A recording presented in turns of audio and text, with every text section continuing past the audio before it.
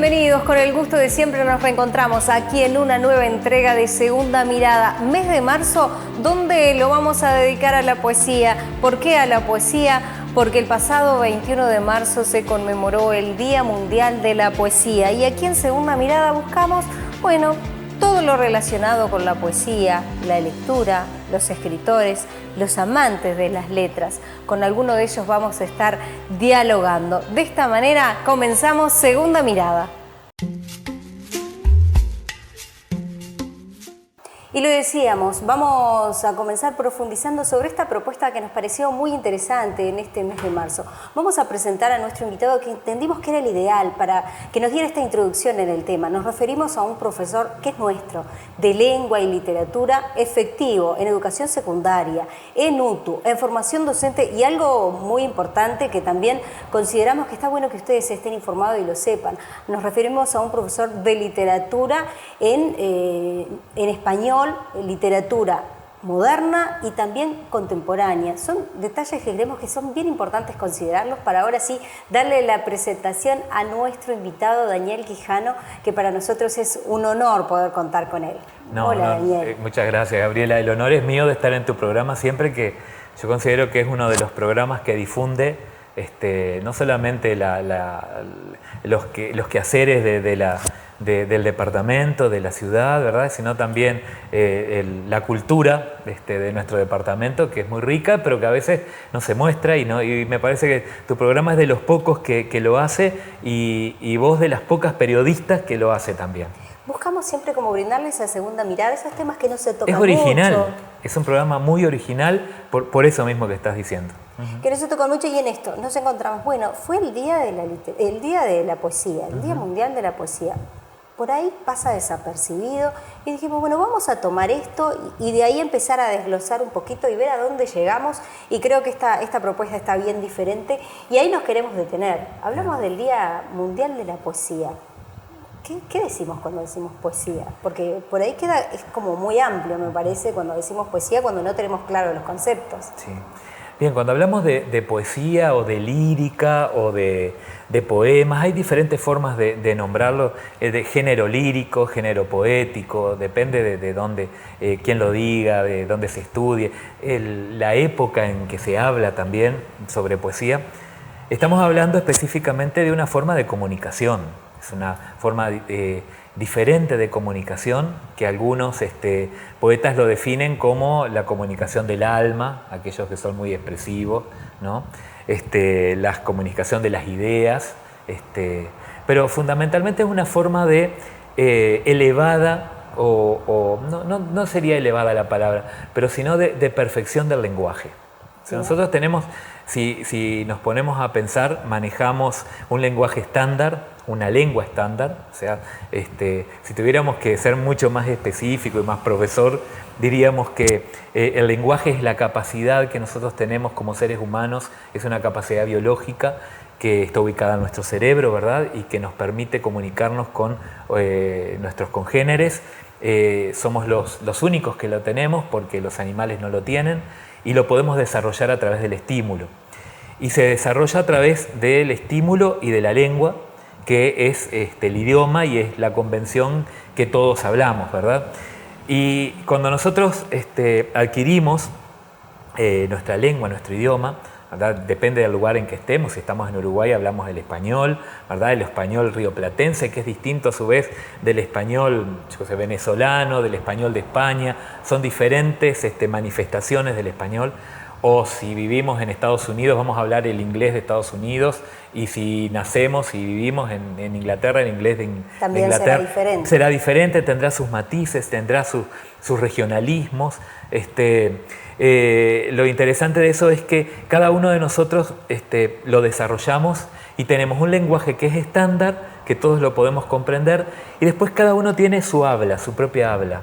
Es como un propio diccionario que tenemos incorporado, que tiene que ver con nuestra educación, con nuestros intereses, con nuestra familia, con el lugar de donde vivimos, con todo, con el entorno. Desde el barrio hasta la ciudad, todo va generando ese y con cambio. Otra cosa me parece que es importante, que es el interés. Es decir, a mí me interesa profundizar en cómo hablo, en cómo me puedo comunicar, en qué es lo que quiero decir, voy a estar un poco más atento a lo que digo, a lo que pienso, a cómo lo digo, ¿verdad? Hay un autor que a mí me gusta mucho, es un estructuralista, es un autor de mitad del siglo XX que se llama Jean Cohen, que él dice que el problema de la lengua poética no es lo que se piensa, la idea, ¿no? O sea, yo quiero hablar del amor, quiero escribir sobre el amor, sino cómo lo digo. Entonces, por ahí viene el tema de la poesía. La poesía es una forma de decir. A mí hay una definición que a mí me gusta mucho, es una definición bastante actual, contemporánea, de un teórico inglés que se llama Terry Eagleton, que dice que la poesía es una declaración moral, es una declaración de principios. Y eso tiene que ver con una... Ahí está, muy profunda y además con un posicionamiento frente a la vida. Para mí también la poesía es una manera de ver, una manera de incorporar el mundo y luego sacarlo. Yo no soy poeta, yo no escribo, pero me encanta relacionarme con las visiones de esos poetas que a mí tanto me gustan. Como profesor de literatura tengo que leer muchísima poesía, muchísimos poemas principalmente, porque hay una diferencia entre poesía y poema. La poesía es el género, sería la gran definición, como vos decís, y los poemas serían las manifestaciones, ¿no? Puede haber poemas tradicionales, como todos conocemos, ¿verdad? En versos, medidos, con rima. Y puede haber un poema de verso libre, puede haber poema en prosa. Eso depende. Lo que importa es lo que se dice y desde dónde se dice. Por eso me parece que la poesía tiene que ver con un posicionamiento frente al mundo, frente a las ideas, frente a los sentimientos, frente a la vida, ¿verdad? Y escribir y hablar desde ese lugar. No podemos dejar de lado, bueno, algo a lo que tú decías, bueno, yo como profesor de literatura tengo que leer mucho, y ahí creo que viene de la mano esto de la importancia de la lectura, de no perder esto que muchas veces, y me imagino que será algo que sucede a nivel de todos los centros educativos, como que se está perdiendo el hábito de la lectura, ya sea de simple lectura desde un diario, claro, la lectura del diario, ni que hablar a algo más profundo o algo con otro contenido. Sí, hay como yo creo que es como una especie de generalidad que todo el mundo piensa que los chiquilines, los jóvenes o la gente en general no lee. Yo creo que leen de manera diferente a la que se leía antes. Antes la lectura estaba relacionada con los libros, específicamente, y con los libros bien encuadernados.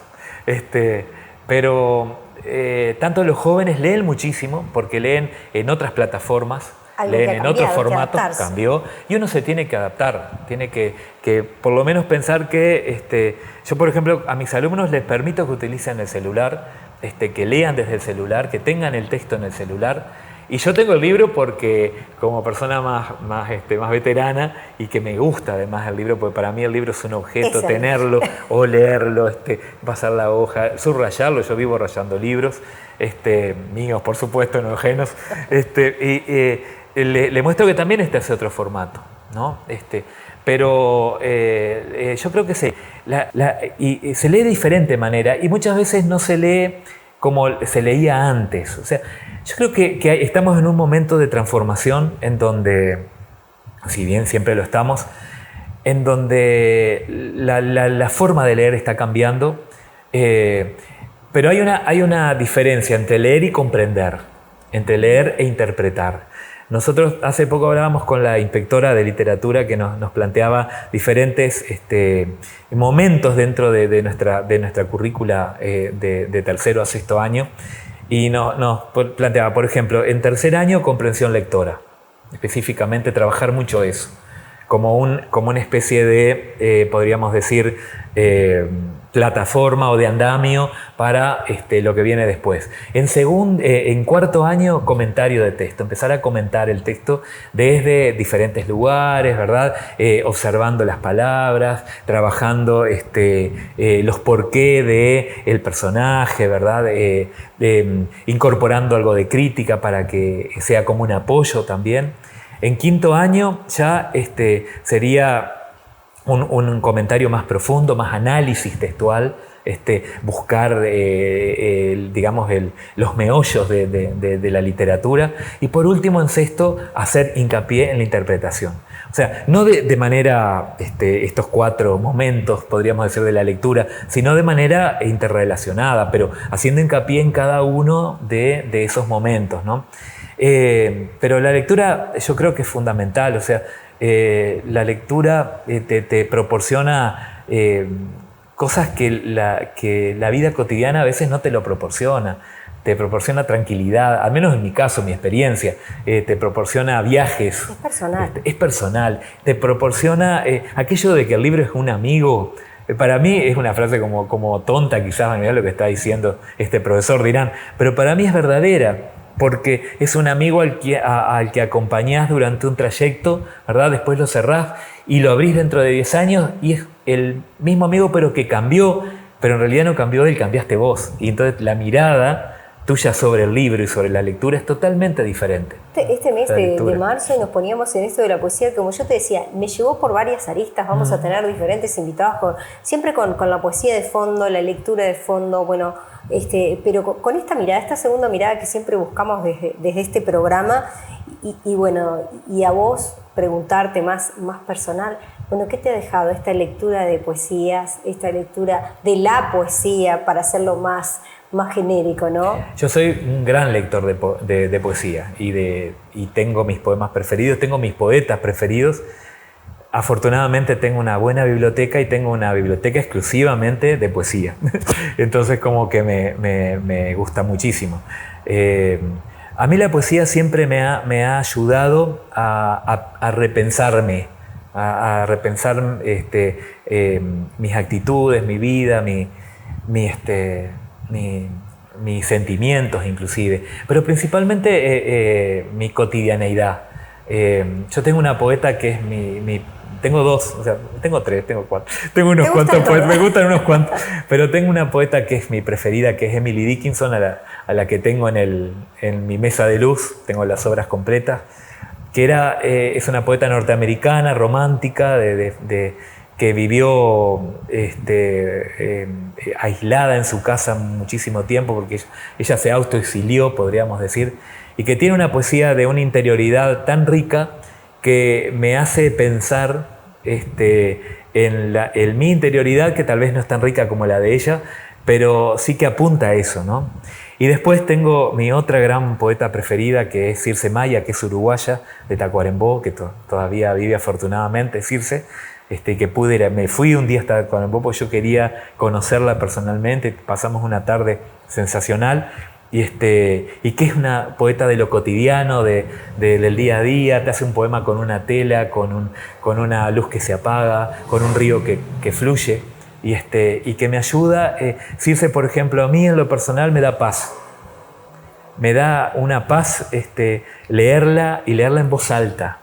Bien, otro ejercicio totalmente diferente. Totalmente diferente.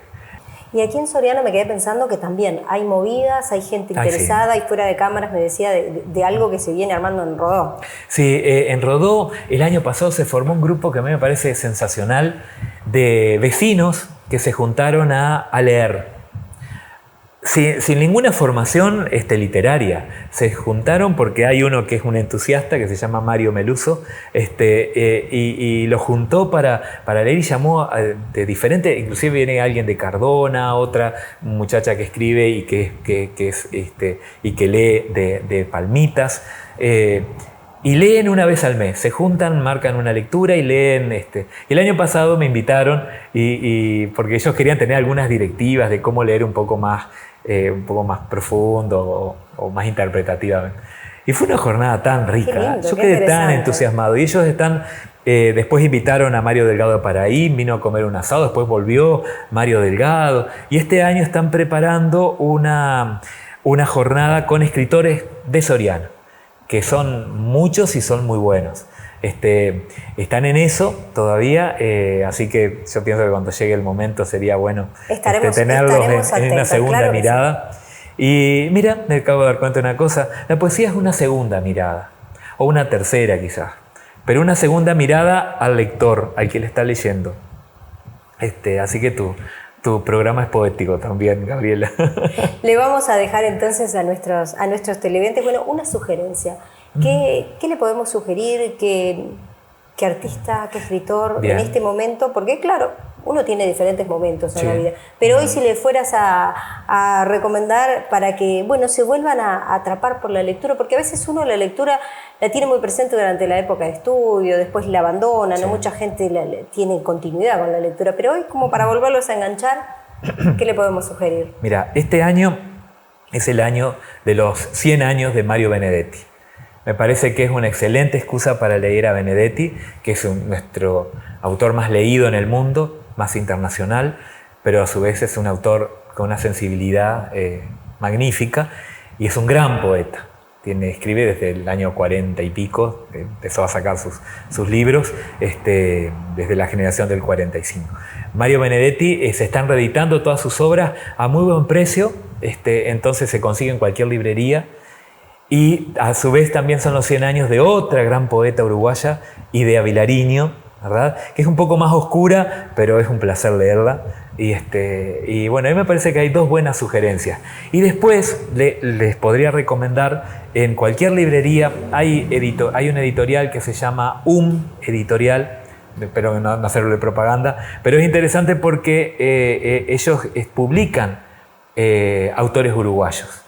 Hay que considerarlo. Hay que considerarlo, y no importa si se hace propaganda, porque ellos publican, son libros muy en cuenta, muy lindos y muy en cuenta, y ahí están los escritores. Incluso hay un escritor de Soriano, Juan Esteves, publicó en su novela ganadora, ¿verdad? Es una novela muy importante. Juan es un escritor muy reconocido, y bueno, me parece que llegar a los escritores uruguayos principalmente, y después leer cualquier cosa, leer todo lo que caiga en nuestras manos. Viene muy bien. Viene muy bien. Pero Benedetti, me parece que hay que hacerle el honor a Mario Benedetti este año en sus 100 años, y leerlo siempre. Junta Departamental de Soriano recuerda que es necesario que nos cuidemos para poder enfrentar la pandemia del coronavirus. Tenemos que tomar conciencia y cumplir todas las indicaciones preventivas de las autoridades, privilegiando lo humano, y todos juntos saldremos adelante. Junta Departamental de Soriano. Las Pléyades, distribuidora, representaciones y distribuciones. Toda la línea de Cebamar, Oral-B, Garoto en todas sus presentaciones. Baggio, Presto Barba, Nestlé, Splenda, Pampers, Old Spice, línea de dama, máquina de afeitar Venus, desodorante Secret. Representaciones y distribuciones. Rivas 946, de María Ángeles Oten Ruiz. Teléfono 4532 7831 091 290 062. Las Pléyades, distribuidora. La Intendencia de Soriano trabaja para todos. Con una gestión eficiente, cumplimos nuestro compromiso. Somos la única intendencia del país encarando grandes obras de acondicionamiento urbano, algunas ejecutadas en simultáneo. Ampliación del barrio suroeste de Dolores, barrio Mañone en Mercedes, barrio Santa Emilia, 30 de enero y barrio Siab de Cardona, sumando a los barrios Esperanza y Jardines del Hipódromo en Mercedes.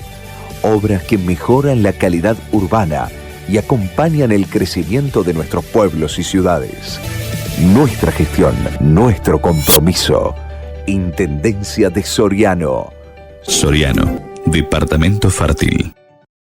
A la hora de vestirte y vestir tu familia, ¿por qué no pensar en una esquina clásica de nuestra ciudad? Artigas y Sánchez, una esquina con historia. Tienda El Volcán, 65 años de actividad. Tienda El Volcán nació en 1954, 65 años de historia en nuestra ciudad. Sus actuales propietarios la administran ininterrumpidamente desde hace 32 años. Siempre fue y sigue siendo un exitoso emprendimiento familiar, ícono de nuestra ciudad. Cuenta con más de 10.000 clientes frecuentes y en los últimos 30 años ha vestido a más de 17.000 familias. Hoy brinda a sus clientes modernización y ofrece marcas reconocidas aún fuera de fronteras.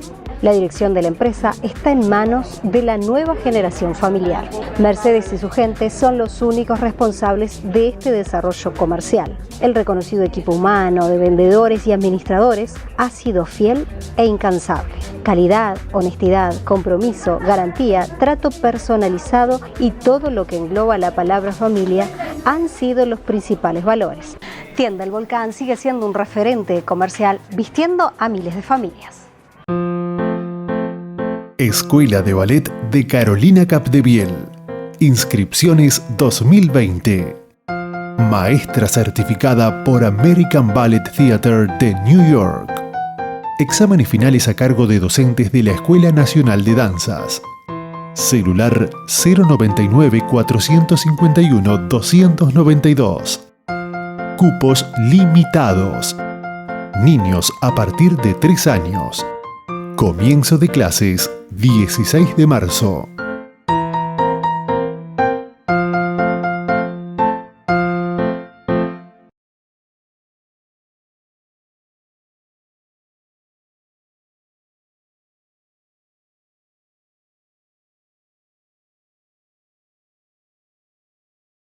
Si buscas un taller donde confiar tu auto, Taller Sugo. Buena atención, con la personalidad que nos caracteriza y con el respaldo de años de trabajo. Taller Sugo cuenta con servicio autorizado de Toyota, Suzuki, Ford y Subaru. Taller Sugo, en Planes Viales 913, teléfono 4532-6523, donde encontrarás la atención que tu vehículo necesita. Nuevo tramo aquí en Segunda Mirada, pero antes de avanzar y presentarles a nuestro próximo invitado, tenemos una sugerencia para los socios de Copac. Copac informa. Dado a la evolución del coronavirus y con el fin de preservar la salud de todos nuestros socios, clientes y colaboradores, definimos no atender al público en nuestras sucursales hasta nuevo aviso. Se podrá realizar consultas y solicitar préstamos a través de nuestro WhatsApp al 098 13 59 50, por correo electrónico a servicio0800@copac.com.uy, nuestra web www.copac.com.uy o en nuestra app. Aprovechamos también para recalcar la importancia de seguir las indicaciones de las autoridades sobre este tema. Copac, beneficios para tu tranquilidad.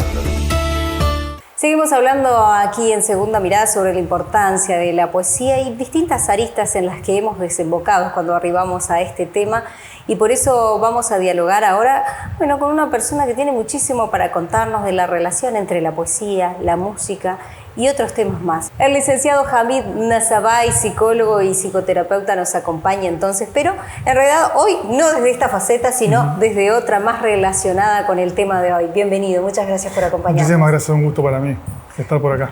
Bueno, Hamid, contarle un poco a la gente cómo empieza este relacionamiento con las letras en sí. Claro, en realidad el tema de las letras en mí viene, desde la infancia obviamente, ¿no? Es decir, la lectura de cosas diversas, más bien clásicas, pero sobre todo llega la poesía, podemos decir, si bien en mi familia había quienes escribían, algo de esto relacionado siempre a la música, porque tocaban la guitarra, pero llega justamente por eso, por el vehículo más que nada musical, ¿no?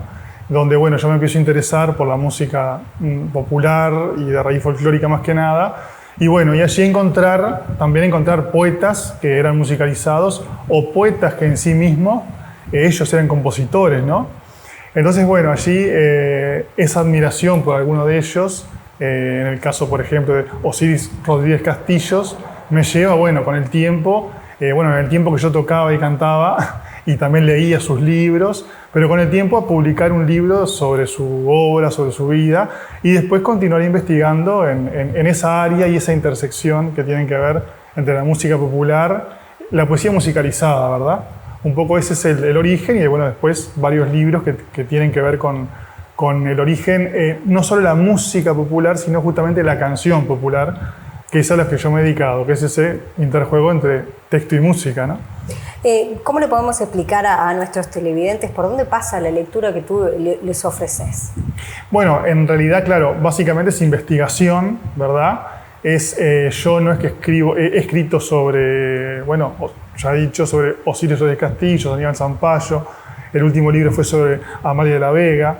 Algún otro libro, vamos a decir, a nivel histórico de la canción popular en general, pero básicamente son ensayos, investigación y ensayo, ¿no? No estrictamente biografías.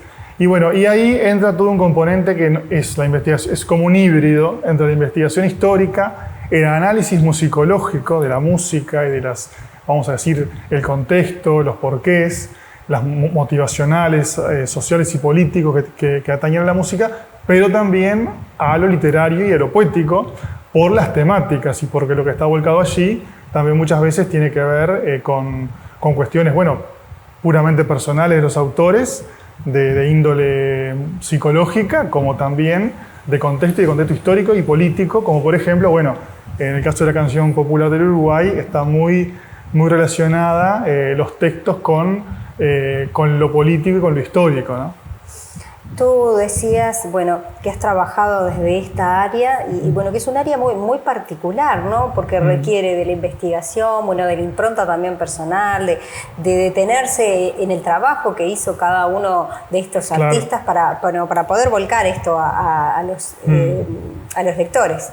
Sí, realmente involucra justamente llegar profundamente a hacer, vamos a decir, a poder construir un recorrido vital de estos exponentes, como también, bueno, analizar su discografía, su bibliografía, si la tienen, que en el caso de los que he mencionado también tienen libros de poemas, y bueno, y cada producto, digamos, cultural, cada obra, bueno, tener que analizarla y poder trabajar con ello y brindar, bueno, un comentario, un análisis depurado y sintético para que después también el lector pueda volver a eso, ¿no? La idea, un poco, somos mediatizadores y difusores de esas obras que a veces uno las puede escuchar de forma acrítica y pasiva, sin saber a qué remite, a qué refiere, y bueno, la idea es señalar esos elementos, pero para volver a escucharla con vamos a decir, gustativamente de otra manera, ¿no? Es decir, un poco esa es la idea. ¿Cuál fue el último libro que estuviste presentando? Que si no manejo mal la información, lo hiciste aquí, en el Centro Histórico. Claro, bueno, sí, fue en el 2019, se presentó en octubre, un libro sobre la cantante criolla Amalia de la Vega, que fue sobre quien, bueno, fue el centenario en el 2019 y a su vez los festejos del Día del Patrimonio tuvieron que ver con ella. Y bueno, eso también es un trabajo, no es una biografía, yo le puse por allí en el prólogo ensayo biocrítico, porque bueno, trabajo sobre su vida, su obra, su forma, de su personalidad, que fue muy particular, y bueno, y cómo esa excelente cantante, vamos a decir, con dotes naturales, sin haber estudiado, logró plasmar en discos y en obras, y la poesía también ponerla en voz, porque además era una gran lectora de los poetas nativistas gauchescos, una amante ferviente de Juan Ibarburu, a quien le dedica un long play. Y bueno, también la canción, de alguna manera, y la literatura se fortifican con este vehículo, vamos a decir, musical. Y bueno, en el caso de ella, trabajar específicamente y que quedase un trabajo argumental sobre su obra que fuera un poco más allá de las conmemoraciones, que bueno, que sabemos que todas las instituciones las hacen, las cumplen y está muy bien, pero que también quedase algo conceptual, digamos, sobre ella, ¿no? Me quedo pensando un poco en eso, que a veces uno, bueno, cuando habla de la literatura, de la poesía, de todo lo relacionado con la escritura, por ahí no lo relaciona enseguida con la canción, con la música, claro. y este vehículo que se logra, este vínculo, perdón, que se logra entre las dos, bueno, y los productos que se obtienen. Totalmente, muchas veces es la forma que la poesía ha llegado a la gente y al pueblo, digo. A ver, no olvidemos que en definitiva la poesía comenzó siendo oral, porque en otros momentos de la historia bueno, de repente distintas culturas, aún la escritura no había llegado. Y de repente, bueno, eso también uno puede verlo a nivel universal, pero por ejemplo en el caso del gaucho, comenzar improvisando, porque escuchaba coplas que venían de España, del romancero español, del siglo de oro, y las transformaba. Por allí algún cronista dice, bueno, sí, tocan una desacordada guitarrilla y entonan unas coplas que sacan de su cabeza. Claro, en realidad, porque construían, que se dice que ese es el germen del payador. Pero toda poesía, inicialmente, o sea, en su momento en la historia, fue oral. Después, aquellos que sabían escribir, sabían leer, lo podían ir plasmando. Claro, lo podían plasmar. Pero también, en otras épocas, bueno, sin ir más lejos, en el caso de Serrat, tenemos por ejemplo, Miguel Hernández, Antonio Machado, es decir, se populariza esas obras de poetas máximos españoles que llegan al pueblo de esa manera. Benedetti mismo, que si bien es una poesía sencilla y como para un primer lector de poesía, Benedetti es ideal. Después hay que avanzar un poco más. Pero en definitiva también muchas veces es a través de la canción que nos llegan las obras. Es como, porque en definitiva al libro hay que llegar, el lector tiene que llegar por alguna vía o tanto escolarizada, institucional, o bueno, o porque llega o porque está interesado en eso. En acceder, seguro. Claro, en la canción es inmediato. Puede ser en una radio, puede ser un espectáculo, está ahí, llega. Puede ser alguien que la canturrea por la calle y entonces es como un vehículo muy propicio para poner en voz la poesía. Y en esto, en su momento, es interesante lo que decís, porque como que la historia de la poesía hasta cierto momento no tomaba en cuenta la poesía popular o la poesía musicalizada o las letras de canciones. Aquellos que eran letristas de canciones, como que no se los consideraba poetas si no estaban en un libro. Y bueno, por suerte últimamente, en los últimos tiempos ya hay críticos, quiero recordar por ejemplo a Luis Bravo, un catedrático importante, realmente una eminencia de la literatura nuestra, no solo poeta, sino como ensayista y como investigador, que bueno, tiene un libro que se llama justamente Historia Transversal de la Poesía Uruguaya, donde coloca esta dimensión, ¿no? Esta dimensión de que, bueno, el canto popular también es literatura porque están las letras allí, ¿no? Están los textos, por más de que varios de esos letristas no publicasen libros, digamos. Día de la Poesía, Día Mundial de la Poesía, pero que nos dio la posibilidad aquí en Segunda Mirada de darle como otras aristas. ¿Estás trabajando en la actualidad en algún...?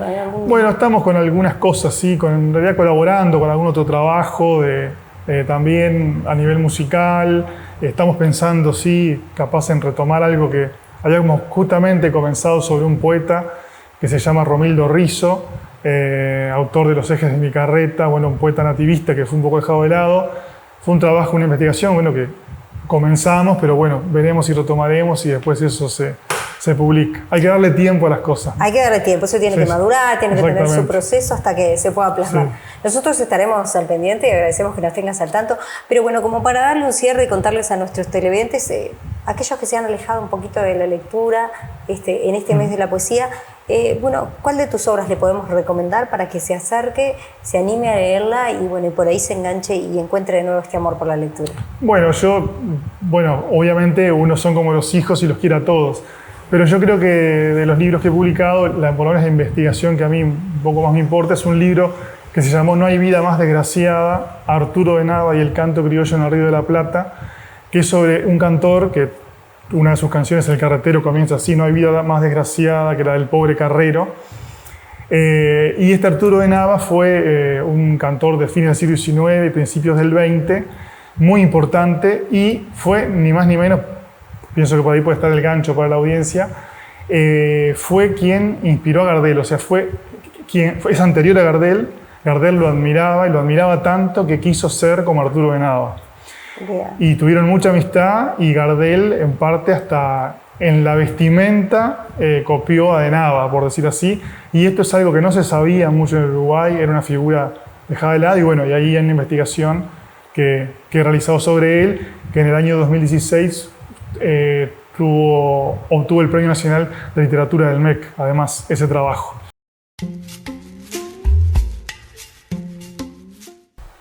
Vamos a dialogar con otro amante de las letras. Nos referimos a Juan Pablo Moresco, a quien le damos la bienvenida. Gracias, Juan Pablo. Bueno, muchas gracias por la invitación. Bueno, Juan Pablo, que llega desde la capital del trigo, se trasladó para poder dialogar con nosotros. Gracias por ese esfuerzo. Bueno, es un placer para mí poder venir acá, compartir con vos un ratito y hablar de algo que me parece que compartimos, que es el gusto por la literatura, por las letras. Hablamos de un mes muy especial, el 21 fue el Día Mundial de la Poesía. Bueno, y esto desembarca en varias aristas que las quisimos abordar, la importancia de la lectura, los escritores nuestros, la gente que ama las letras. Bueno, y en todo esto, bueno, conocer cómo surgió tu amor por las letras precisamente. Bueno, creo que particularmente cada uno debe tener una historia, alguna anécdota que desde donde surge el amor. Yo desde chico... Somos de una generación donde estábamos más cercanos por ahí a los libros que hoy a como se está la televisión, a la computadora. Pero si te tengo que contar el origen, bueno, vengo de dos familias lectoras, de dos abuelas muy lectoras. Empecé leyendo historietas. Después Ese fue el gancho. Ese fue el gancho. Empecé con historietas, después me empezó a fascinar eso de que me parecía que se movían los dibujitos en la historieta. Y después seguí con novelas desde muy pequeño. Y después terminé leyendo mucho sobre poesía también, porque sentía cierta fascinación desde lo emocional, ¿no? Me llevaba mucho de lo emocional y de la imaginación. Quizás esos dos elementos fueron los que me conquistaron de lo que es la literatura. La emoción y la imaginación. Sentía que ahí se me ampliaban dos puertas que me abrían un mundo lejos de o diferente a en donde encontraba un montón de cosas que por ahí en mi alrededor no tenía. ¿Cuál fue, bueno, la primera obra que plasmaste? Porque supongo que habrá habido muchos ensayos, muchas historias, muchas poesías, muchas cosas antes hasta llegar a la primera obra que pudiste presentar. El primer poema que escribí, tengo un recuerdo que lo escribí en cuarto de escuela, un poema a una compañera. Tengo ese recuerdo. Después no seguí escribiendo, y después en el liceo volví de nuevo, continué, un poco inspirado por la música, por las canciones, parafraseando algunas letras, como una especie de muy lúdico fue, hasta que empecé a leer poesía y me di cuenta que la poesía era muchísimo más de eso que yo creía que era una cuestión simple de emociones y de rimas, por así decirlo, ¿no? ¿Y qué llegó primero? ¿Cuál fue la primera obra que vos dijiste, bueno, por esta vamos? Bueno, mirá, empecé por los clásicos, empecé por Mario Benedetti leyendo, en lo que es poesía. Mario Benedetti fue uno de los poetas que me encantó de chico, de adolescente. Pero después me di cuenta de que había otro tipo de literatura. Me fasciné cuando conocí los poetas simbolistas franceses en el liceo. Eso lo grotesco, lo carnavalesco me empezó a fascinar también. Después cuando conocí que existía Lautréamont, me quería, bueno, ya eso amplió también por otro lado. Me di cuenta que lo estético en realidad es una cuestión súper compleja, que a veces uno juzga de determinada manera, pero que es mucho más amplio de lo que uno pretende. Y bueno, y después seguí con poetas latinoamericanos, con Huidobro, con Vallejo, en donde juegan con el lenguaje de una manera genial.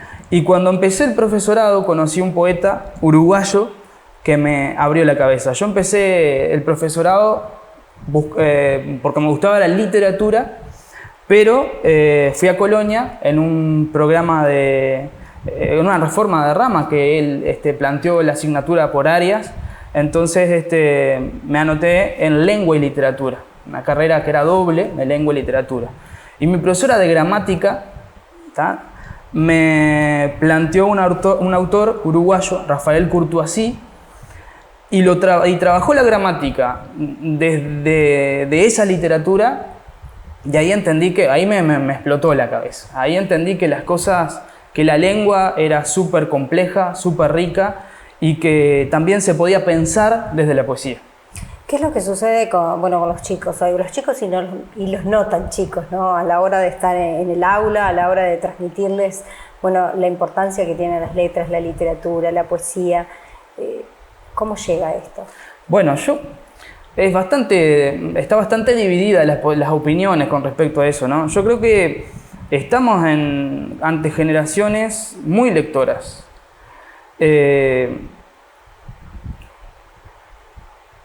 Pero la lectura se ha hecho compleja, hay distintas formas de leer.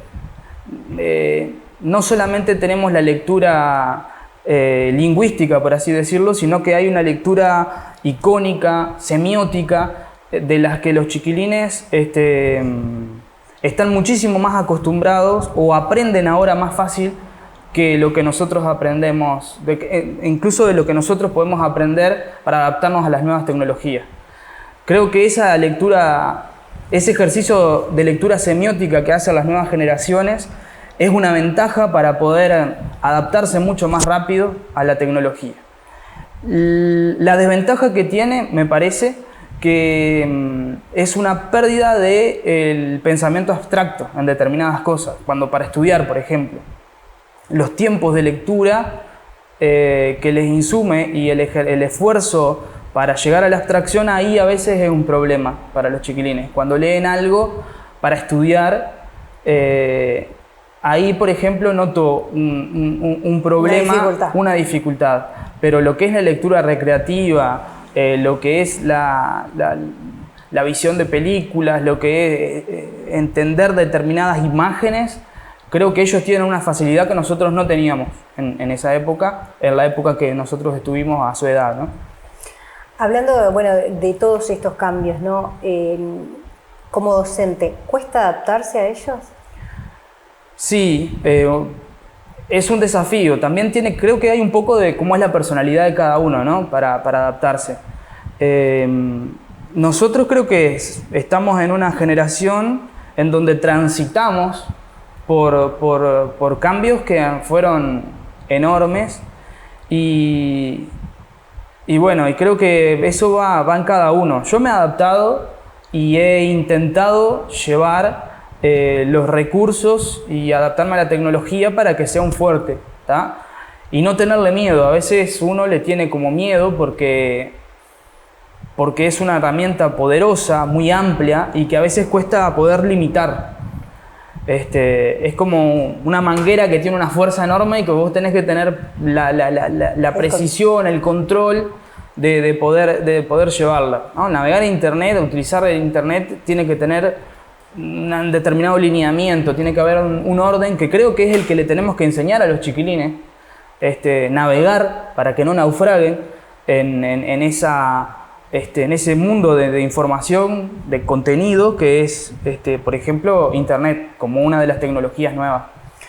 ¿Cuál es tu gancho? ¿Cuál es tu estrategia principal cuando estás en el aula? Bueno, para lograr esa atención, porque tenés que conquistarlos.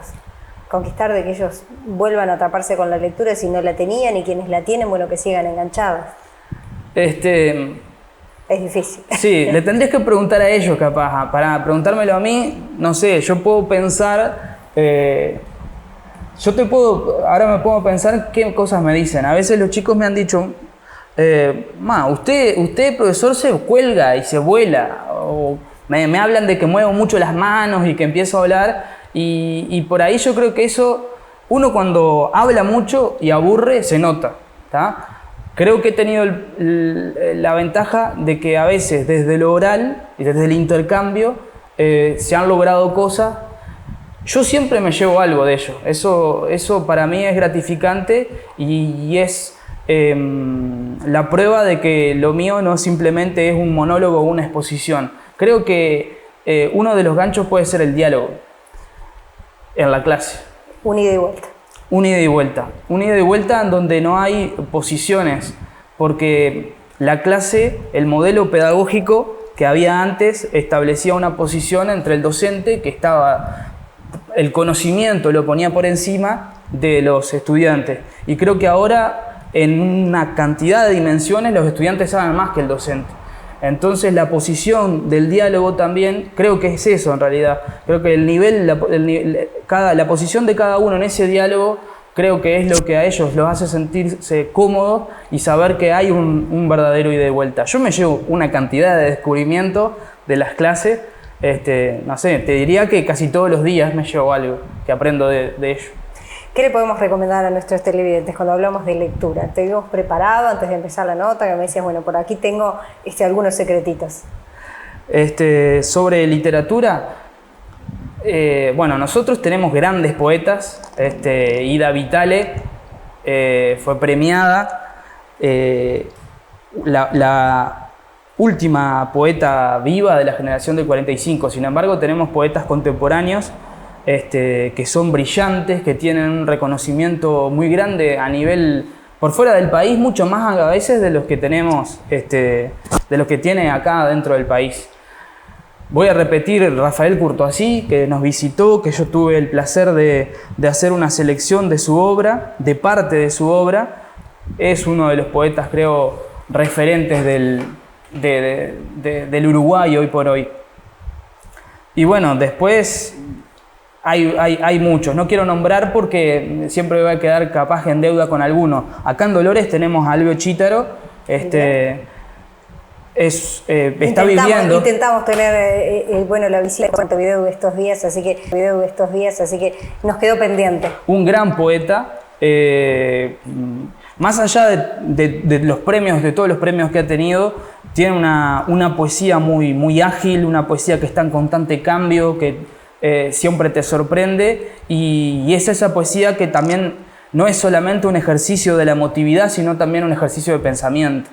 ¿tá? Por la poesía uno también puede pensar, y eso me parece que está bueno, y que es un giro que la poesía moderna puede llegar a tener. La poesía surge sus orígenes están relacionados a la música y a la emotividad, pero creo que la poesía moderna también nos ayuda a pensar y a conocer el mundo. Eso fue lo que más me fascinó de entender, de conectarme con la poesía moderna. La poesía es una forma de ver el mundo también. Y en esto del amor por las letras también están tus propias producciones. Bueno, en el 2017 publiqué un libro, Animales Domésticos. Es un libro de prosa poética que tiene como eje, digamos, de alguna manera la vaca. ¿Ah? Es un libro de poemas sobre la vaca, pero en realidad la vaca puede ser un signo, un símbolo, una representación de algo más, de nosotros mismos, probablemente. Después hice un trabajo más como antólogo. Seleccioné dentro de la obra de Rafael Courtoisí, dentro de 16 libros, unos cuantos tomos que fueron publicados en una antología que se publicó en el 2018. Y finalmente este año, a finales del año pasado, logré publicar un último libro que su tema de alguna manera es la violencia simbólica, la violencia en el discurso. Se llama El lenguaje del miedo. Qué interesante el título. Ya te digo que el título me atrapó. Me atrapó. Y cuando hablamos de estas obras, estamos hablando de 16, 18 y 19. 17, 18, 19, exacto. Sí. ¿Y en el 2020? Y en el 2020 estamos trabajando, ya tenemos el texto, pero estamos trabajando con otro artista, un artista plástico, para una obra que es una obra conceptual en poesía y que trata sobre lo artificial de esta época. Se llama poliéster. ¿Tá? ¿Qué actualidad? ¿Qué actualidad? ¿Qué tema tan actual? Sí, de alguna manera tomo como símbolo la tela, que para los griegos siempre fue el mundo, ¿no? El mundo como un tejido, ¿no? Penélope tejía y destejía porque estaba de alguna manera manipulando. Para las moiras, para los griegos, eran las que manejaban el destino y eran como especie de araña. O sea que para esa imagen de la tela como texto está presente desde los griegos. Y si el mundo de hoy siguiera siendo un texto o una tela, hoy sería un poliéster. Así que atentos porque en este 2020 llega poliéster de la mano de Juan Pablo Moreira. Y de otro compañero más que va a colaborar. Si tuviéramos que recomendarle a nuestros televidentes uno de estos textos que ya están, porque poliéster tendremos que esperar, sí. ¿Cuál le podemos recomendar para que se vuelva a enganchar con la lectura, quienes están un poco perdidos, en este mes tan especial que le hemos dedicado a la poesía? Yo creo que algo interesante podría ser leer animales domésticos. Leer un poemario sobre la vaca quizás podría ser un desafío. Podría tener quizás el regalo de un poco de gracia en determinado momento. Tiene algo de humor, pero también tiene algo de reflexión. En realidad, un libro que nos ayuda a pensarnos y a acercarnos al mundo y a nosotros mismos. El Mercedes está acá para el que lo quiera adquirir en Office, en la librería de Office. Impecable. Entonces nuestros televidentes ya tienen las sugerencias y a prepararse para recibir a Poliéster en este 2020. Bueno, muchísimas gracias por la invitación y me parece genial que sigan estando estos espacios en donde se habla de literatura y también sobre la literatura actual, que es importante para todos. En Segunda Mirada te presentamos Promoviendo la Lectura. Este espacio es presentado por Intendencia de Soriano, siempre apoyando la cultura. Los libros de voces anónimas, que son las historias y leyendas de terror y misterio que a los adolescentes tanto les gusta. En este caso les recomendamos uno de ellos, que es Resplandor, del autor Guillermo Lócar, de los cuales muchos lo conocen por la serie televisiva que él tenía. El horario es de 9 a 19 horas, de lunes a viernes. COPAC informa. Dado a la evolución del coronavirus y con el fin de preservar la salud de todos nuestros socios, clientes y colaboradores, definimos no atender al público en nuestras sucursales hasta nuevo aviso. Se podrá realizar consultas y solicitar préstamos a través de nuestro WhatsApp al 098 13 59 50, por correo electrónico a servicio0800@copac.com.uy, nuestra web www.copac.com.uy o en nuestra app. Aprovechamos también para recalcar la importancia de seguir las indicaciones de las autoridades sobre este tema. COPAC. Beneficios para tu tranquilidad. Escuela de Ballet de Carolina Capdeviel. Inscripciones 2020. Maestra certificada por American Ballet Theater de New York. Exámenes finales a cargo de docentes de la Escuela Nacional de Danzas. Celular 099-451-292.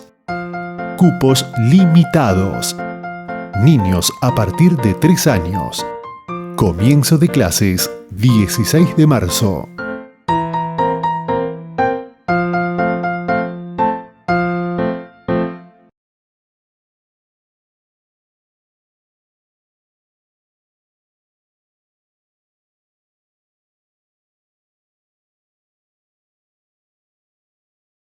Junta Departamental de Soriano recuerda que es necesario que nos cuidemos para poder enfrentar la pandemia del coronavirus. Tenemos que tomar conciencia y cumplir todas las indicaciones preventivas de las autoridades, privilegiando lo humano, y todos juntos saldremos adelante. Junta Departamental de Soriano. Pawil. Confeccionamos todo tipo de prendas y accesorios para bebés, conjuntos, batas, peleles y gorritos de algodón, bodys, dormilones, camisetas, pantaloncitos y babuchas, conjuntos deportivos, nidos de contención y almohadones de lactancia, cambiadores y mucho más. Contacto WhatsApp 092-886-928. En Facebook, Pawil. En Instagram, Pawil_uy. Si buscas un taller donde confiar tu auto, Taller Sugo. Buena atención con la personalidad que nos caracteriza y con el respaldo de años de trabajo. Taller Sugo cuenta con servicio autorizado de Toyota, Suzuki, Ford y Subaru. Taller Sugo en Planes Viales 913, teléfono 4532-6523, donde encontrarás la atención que tu vehículo necesita. Nuevo tramo aquí en Segunda Mirada, pero con una sugerencia para los comerciantes, porque Distribuidora Las Pléyades tiene todo lo que usted necesita. Las Pléyades, distribuidora, representaciones y distribuciones. Toda la línea de Cebamar, Oral-B, Garoto en todas sus presentaciones. Baggio, Presto Barba, Nestlé, Splenda, Pampers, Old Spice, línea de dama, máquina de afeitar Venus, desodorante Secret. Representaciones y distribuciones. Rivas 946, de María Ángeles Otenruez. Teléfono 4532 7831 091 290 062. Las Pléyades, distribuidora. Nos hemos dedicado a hablar de la importancia de la lectura en este mes tan particular dedicado a la poesía aquí en Segunda Mirada, y vamos a dialogar ahora con Olga Segurola, ex profesora de idioma español. Bueno, en realidad debo decir profesora de idioma español que está jubilada, retirada ya, pero que tiene una vasta experiencia con esto, que es el amor por las letras, y le agradecemos que nos haya recibido. Muchísimas gracias, Olga. No, encantada, porque soy una buena lectora, me gusta mucho leer, y cuando tú me planteaste intervenir en Segunda Mirada, exactamente, tu programa, inmediatamente pensé en la importancia de la poesía que está con el ser humano prácticamente desde su nacimiento. Fíjate, con las canciones de cuna de las madres, las nanas, los juegos infantiles, que muchos son con canciones. Tanto es así que grandes poetas han tomado estructuras tradicionales muy antiguas para crear sus poemas más actuales. Quiere decir que la poesía ha acompañado siempre al ser humano. Y la lectura del lenguaje poético requiere siempre como una dedicación especial. No se hace de pronto en cualquier ambiente, requiere recogimiento, silencio, concentración, y entonces ahí en ese ambiente tan propicio se puede sentir el placer de la lectura de la poesía, que no todo el mundo lee poesía, pero a mí me gusta, tengo mis autores preferidos. ¿Y podemos conocer alguno de ellos, Olga? Bueno, no, los traje, pero después pensé que iba a hacerse muy extenso, pero por ejemplo, Pedro Salinas, español, bueno, por supuesto, Antonio Machado, Pablo Neruda, el chileno. Estuve leyendo a Borges también, que no solamente era un gran narrador, sino también un gran poeta. Pero hoy no elegí lecturas de esos poetas. Elegí de un poeta nuestro, mercedario, muy conocido por otra parte, el contador Juvenal Torres. Juvenal Torres, con quien nos hubiese encantado tenerlo. Bueno, nos comentó de que no estaba del todo bien como para dialogar con nosotros, que no se sentía bien durante estos días. Sí le enviamos un saludo y agradecemos que se tomó la molestia en contestarnos. Era la intención tenerlo con nosotros, pero en cierta manera lo tenemos presente entonces con esta lectura que has escogido. Es importante tener en cuenta lo que dicen los estudiosos, que en el lenguaje poético están todas las posibilidades del lenguaje. Es el lenguaje por excelencia, el lenguaje poético. Por eso también es tan difícil a veces de aprender, de entender, pero cuando estamos frente a la lectura de un poema, no debemos preocuparnos por ay, no lo entiendo todo, no importa. Lo que importa es cómo llegan esas palabras a nuestro interior, la cadencia, el ritmo, la sonoridad de las palabras, la selección que ha hecho el creador, la selección de palabras. Y a veces simplemente ese encuentro vale para decir, esta poesía me ha gustado.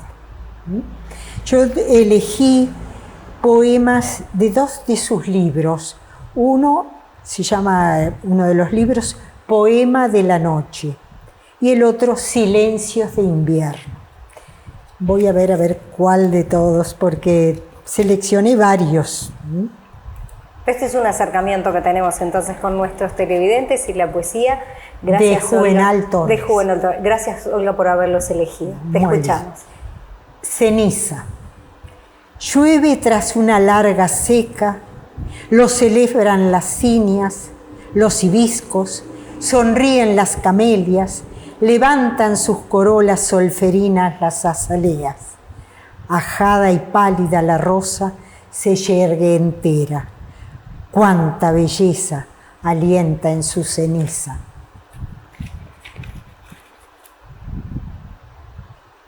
Este me encanta a mí.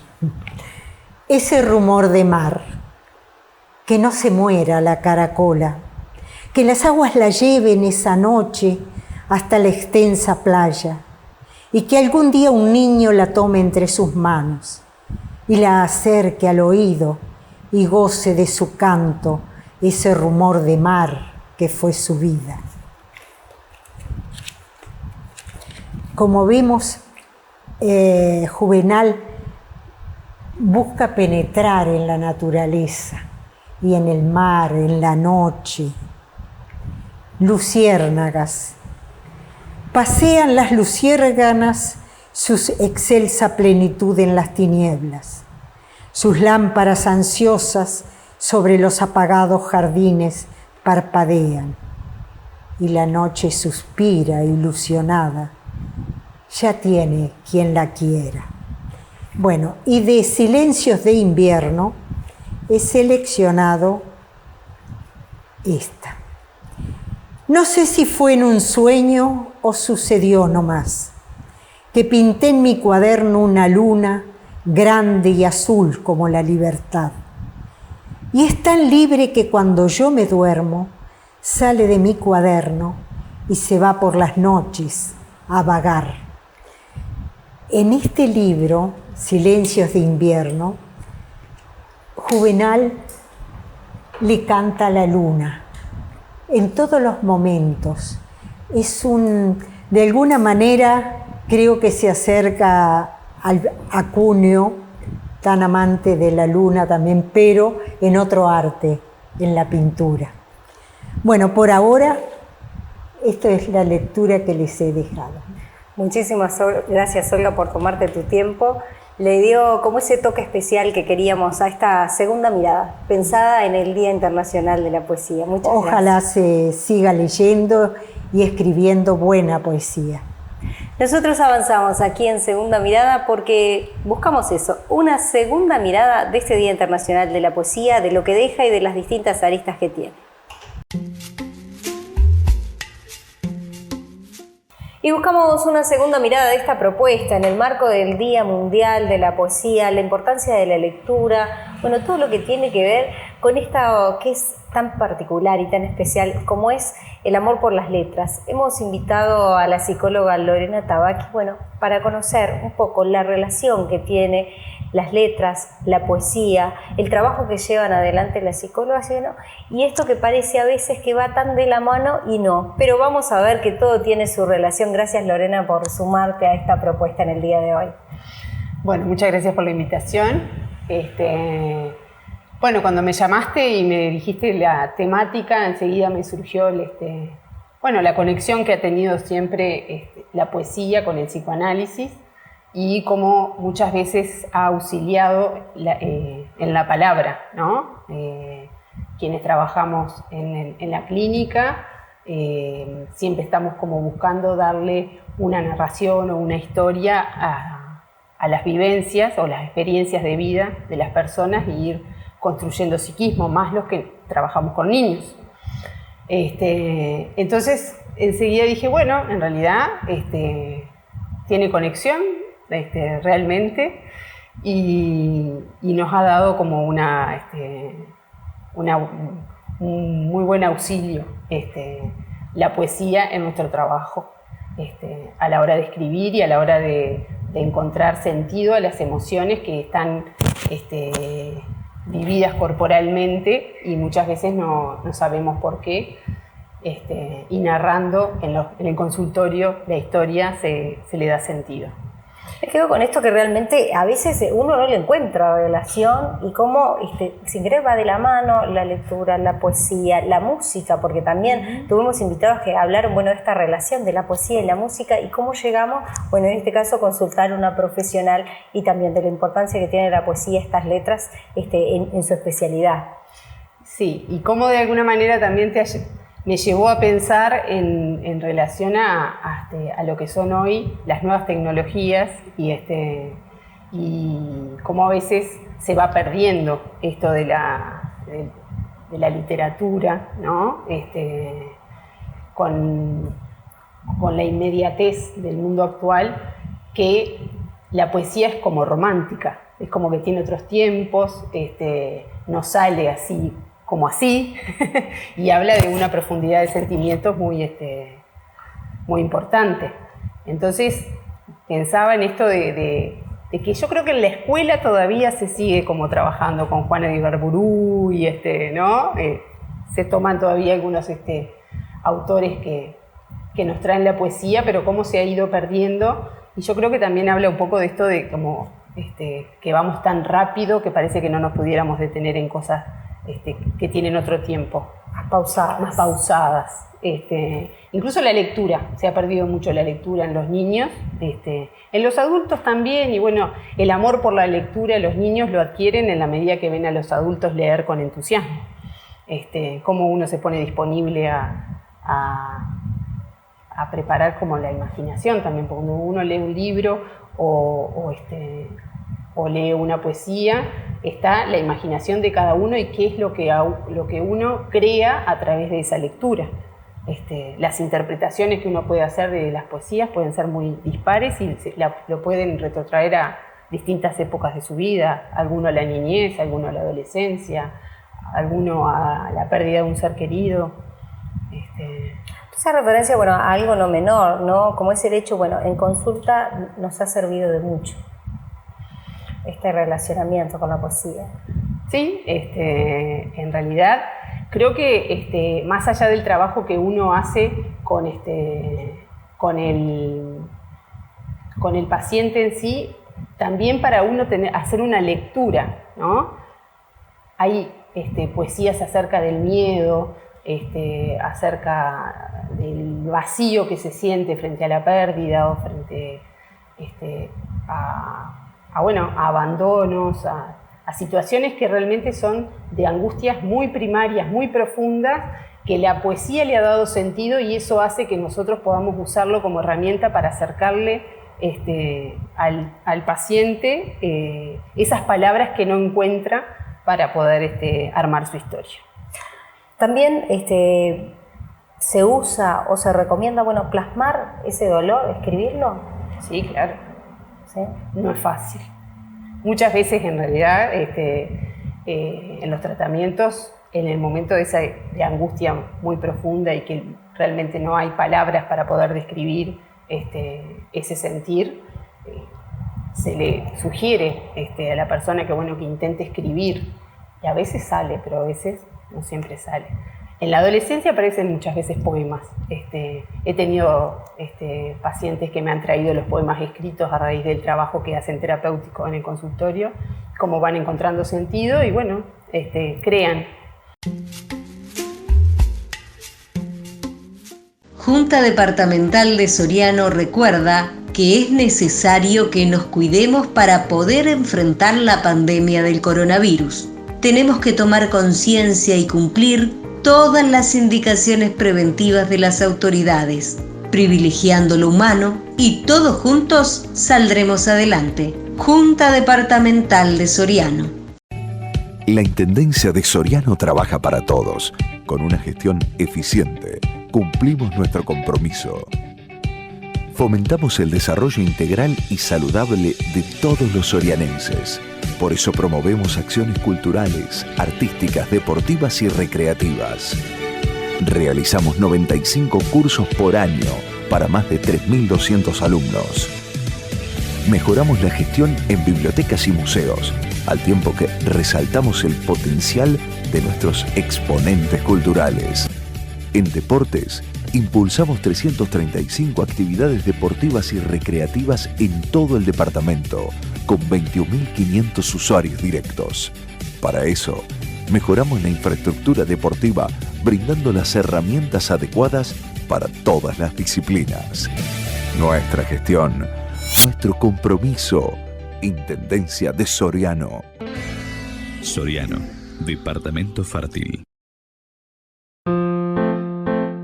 Escuela de Ballet de Carolina Capdeviel. Inscripciones 2020. Maestra certificada por American Ballet Theater de New York. Exámenes finales a cargo de docentes de la Escuela Nacional de Danzas.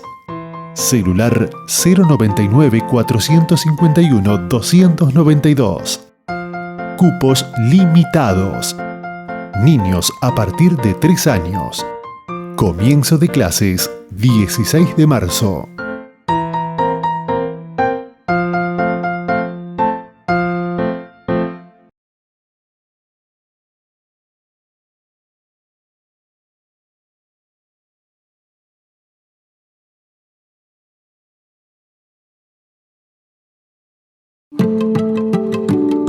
Pawil. Confeccionamos todo tipo de prendas y accesorios para bebés, conjuntos batas, peleles y gorritos de algodón, bodys, dormilones, camisetas, pantaloncitos y babuchas, conjuntos deportivos, nidos de contención y almohadones de lactancia, cambiadores y mucho más.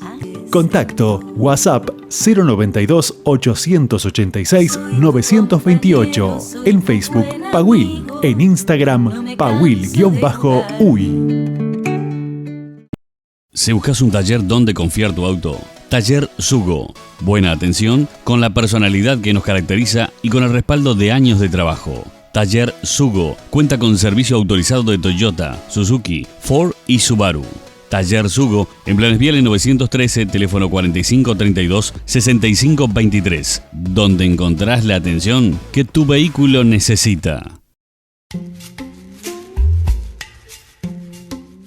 Nos tomamos 5 minutos para conocer, a un amigo de la casa, Emilio Urcade. Emilio, gracias por tu tiempo y contale un poco a nuestra gente cómo comienza tu amor por las letras, porque en definitiva de eso se trata, lo que tú has dedicado gran parte de tu vida. Bueno, primero gracias por la invitación. El gran responsable que a mí me guste las letras, yo creo que las letras siempre fue algo que a mí me atrajo, porque yo de niño tengo anécdotas de haber hecho algunas cartas que de repente para esa edad eran medias raras. Pero, por ejemplo, cuando hablo de cartas raras, yo era muy chico y hacía notas pidiendo material a las embajadas, que antes era muy común, que se pedía, hacías una carta y pedías material, no estaba internet, no había Google, entonces yo pedía material a las embajadas y ellos me mandaban material. Y, por ejemplo, en un momento dado, como anécdota, yo estaba en mi casa, había un problema laboral importante en mi familia, y me acuerdo que yo tendría, 10 años, hice una carta y mandé a distintas embajadas, pero en vez de pedir material, pedía trabajo. Y me acuerdo que ahí me contestó una embajada de la China, me contestó y me mandó dinero entre el sobre, el embajador. Y años después, las vueltas de la vida me hizo que lo conociera la persona esta. Pero en la escritura yo he encontrado una manera de expresarme que siempre lo hice. Desde era más chiquito todavía, yo me acuerdo que siempre me gustó ir para afuera, y mi padre trabajó afuera toda la vida, y entonces yo le mandaba cartas en las bolsas de galletas, le ponía las cartas ahí, venime a buscar, te estoy esperando, venime a buscar, porque sé que había que cuando abrieran. O sea que la escritura yo siempre lo usé. Pero nunca imaginé escribir nada más que ese tipo de notas así, que son más bien como una anécdota. Pero cuando me integré al centro histórico, que ahí el escribano Alfonso Arias fue el que me invitó y el que sinceramente ha sido un poco el padrino mío porque me ha impulsado y me ha incitado a que continúe en esto.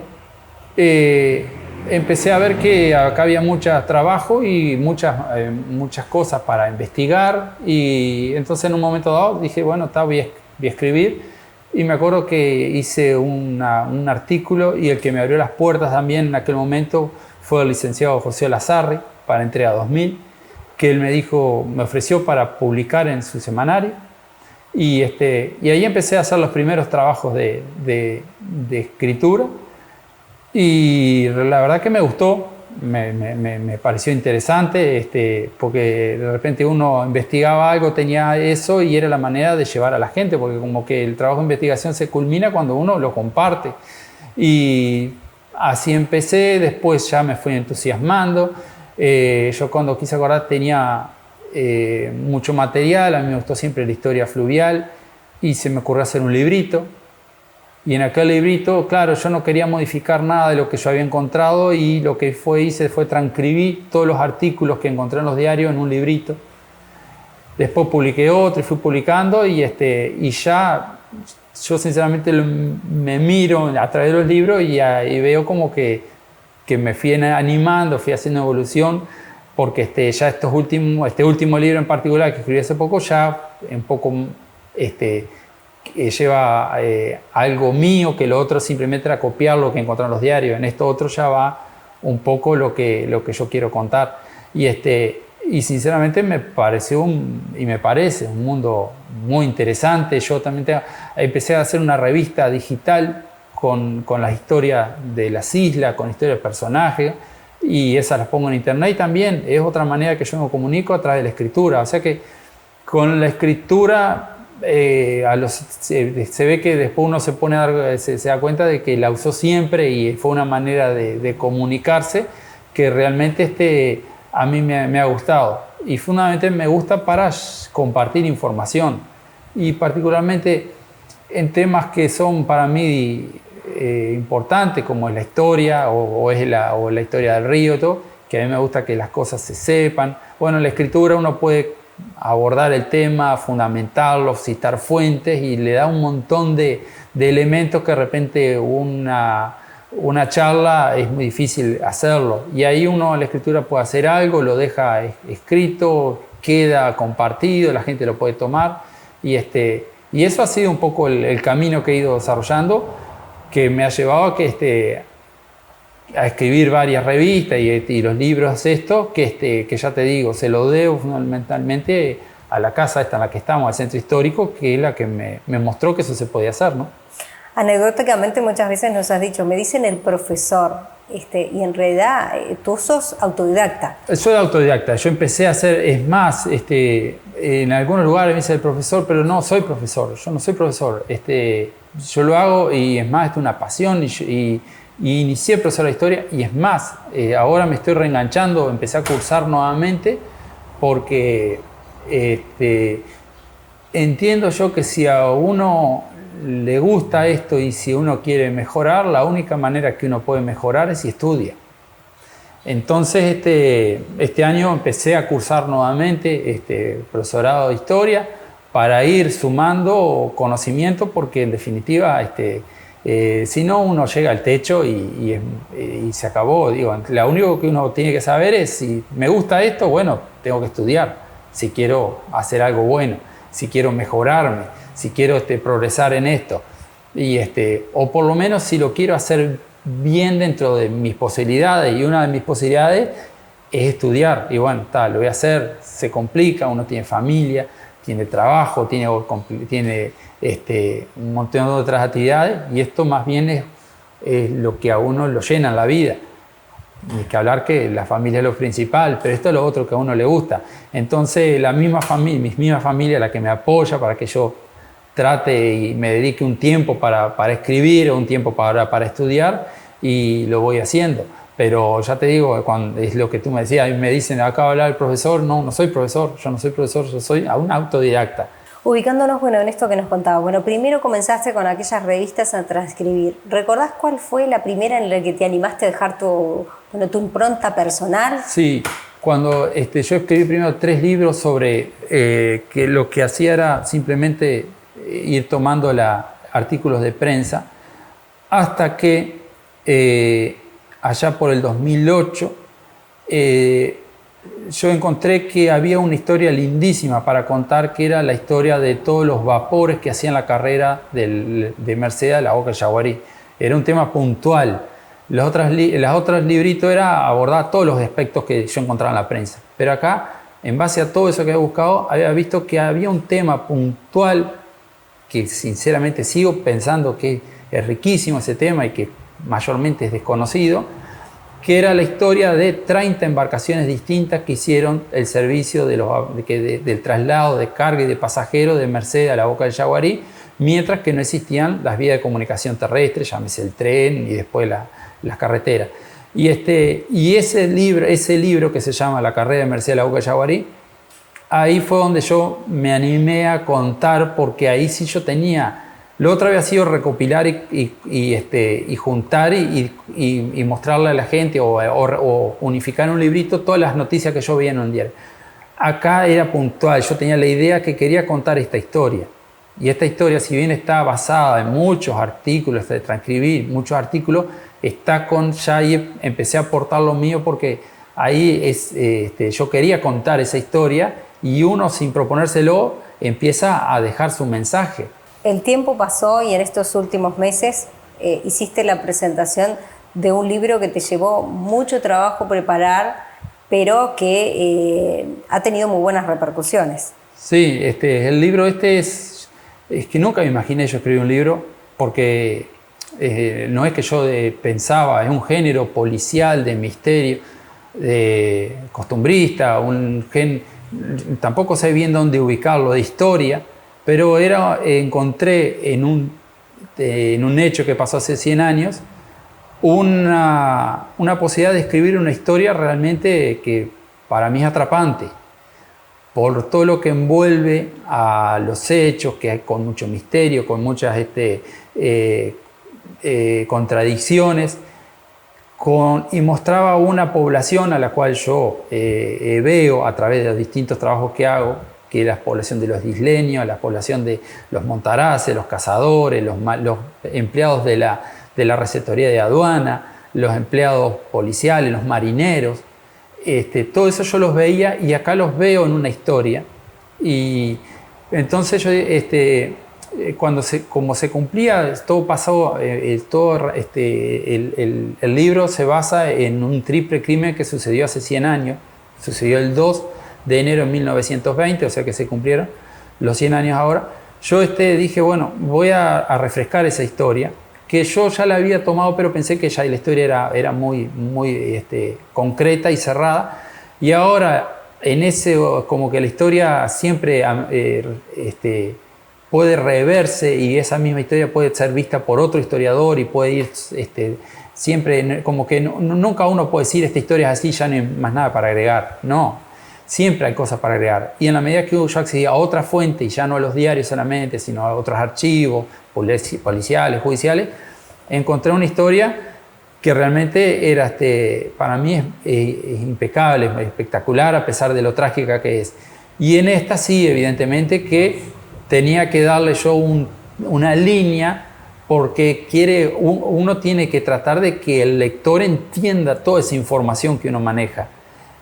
Y en este libro, inclusive, un gran porcentaje del libro es la historia real en base a lo que pasó, pero después yo me doy la libertad de trazar una hipótesis. Entonces, ahí es donde entro yo y es mi opinión, y que yo se la aclaro al lector, que esa es mi opinión, donde yo directamente ahí muestro lo que yo siento de esa historia y lo que a mí me generó.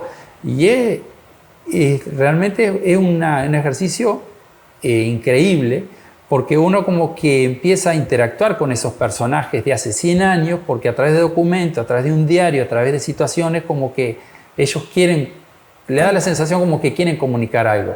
y como que uno tiene que empezar a entender qué comunican ellos, qué van comunicando. Y cuando uno empieza a entender ese juego, empieza a ponerse en la vida de ellos, empieza a conocer el lugar donde estaban, cómo pasaban las cosas, cómo empieza a meterse en la historia, uno encuentra que había un montón de puntos oscuros que, bueno, en esa hipótesis que yo trazo al final, las dejo expuestas. Y que el título del libro último, inclusive es entre signo de interrogación. Los otros libros que publiqué, porque publiqué también uno sobre la historia del río San Salvador, y son todos títulos muy tajantes porque es una historia concreta que yo cuento.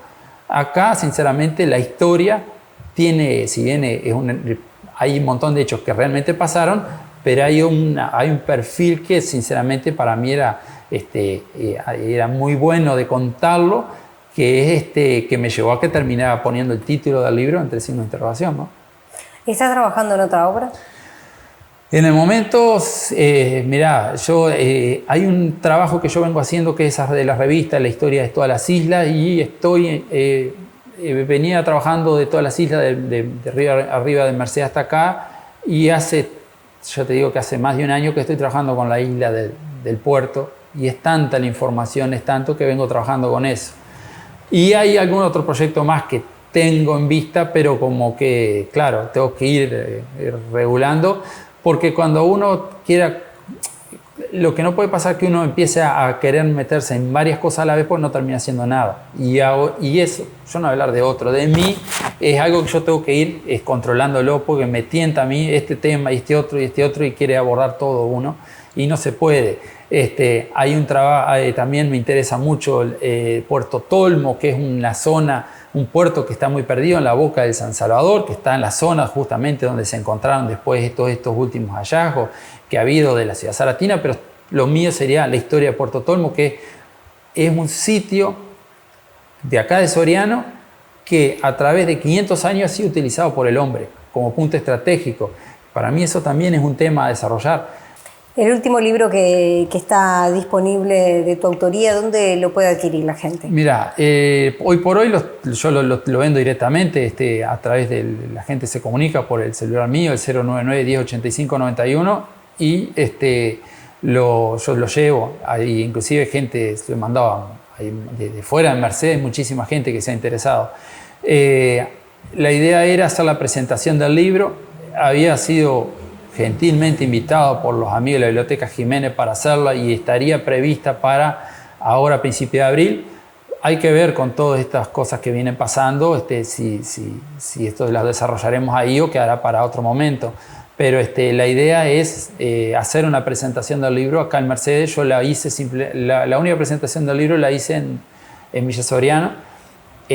Justamente me pareció el lugar indicado porque fue lo que es la estación fluvial hoy, y era lo que era la aduana. Es ahí donde esta historia que cuenta en este libro, la población o el Estado toma conocimiento justamente en ese punto, porque fue ahí donde se hizo la denuncia de los cuerpos que habían aparecido, y me pareció interesante presentarlo ahí. Ya quedó presentado ahí en Villa Soriano. Ahora la idea es hacerlo en Mercedes y en Dolores. En Dolores estaba el foro cultural, que también a raíz de esto se aplazó, ya me avisaron hoy, y veremos acá para Mercedes. Y ahí sí, después vas a ponerlo en venta en alguna otra librería acá, pero hasta que no haga la presentación, como que la venta la hago yo directamente a través de celular. Momento de despedirnos y comentarles que nos hubiese encantado brindarles a ustedes la palabra de muchos escritores nuestros, también de muchos docentes que se dedican empeñosamente a brindarle más información a nuestros jóvenes. Por un tema de agenda, muchos de ellos no nos pudieron acompañar, pero sin lugar a dudas que retomaremos el tema más adelante. Me despido, no sin antes agradecer, como siempre, la estética de manos. Euphoria Nails. Estética de manos, manicura, esmaltado, uñas acrílicas, nail art, todo para tus uñas. Reserva al 098 059 901. Make-up y peinado. Peinados Irisol, de Olga Hernández. Damas, hombres y niños. Oribe 117. La vestimenta con la nueva temporada. Sí, ya se viene la nueva temporada y el Volcán ya tiene toda la nueva colección. El Volcán, la tienda para toda la familia. Artigas 399. Para retirarnos, agradecer al Centro Histórico y Geográfico, quien en esta oportunidad nos brindaron sus instalaciones para recibir a nuestros invitados y contarle más sobre esto que pretendíamos acercarles, que era una segunda mirada sobre la poesía. Nuestros contenidos los pueden buscar a través de nuestro canal de YouTube, nos buscan como Claro Oscuro Producciones. También nos pueden buscar en Facebook como Segunda Mirada, allí nos pueden hacer llegar sus sugerencias. Que pasen bien, chau chau.